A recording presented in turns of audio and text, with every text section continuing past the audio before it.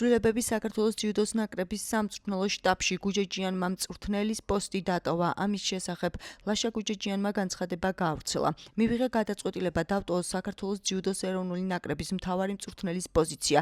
ეს ნაბიჯი მარტივი არ ყოფილა, თუმცა ვიგრძენი, რომ იმ საქმისადმი, რომელსაც წლების განმავლობაში სრული პასუხისმგებლობითა და ერთგულებით ვემსახურებოდი, საჭირო мотиваცია აღარ მაქვს. მინდა გულწრფელი მადლობა გადავუხადოთ ჩემს თითოეულ ჯიუდოისტს, ვისთან ერთადაც წლების განმავლობაში ვიბრძოდი. ერთად გადავიტანეთ გამარჯვების სიხარული და მარცხის სიმძიმე.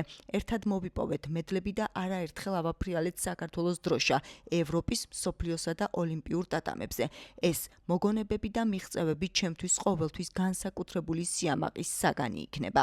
განსაკუთრებული მადლობა ეკუთვნის ჩვენს ერთგულ გულშემატკივარს, რომლის მხარდაჭერას ყველა მნიშვნელოვან ბრძოლაში ვგრძნობდით, სადაც არ უნდა ვიყო და რასაც არ უნდა ვაკეთებდე მომავალში. ყოველთვის დავრჩები საქართველოს ჯიუდოს ეროვნული ნაკრების ერთ-ერთ ყველაზე ერთგულ გულშემატკივრად.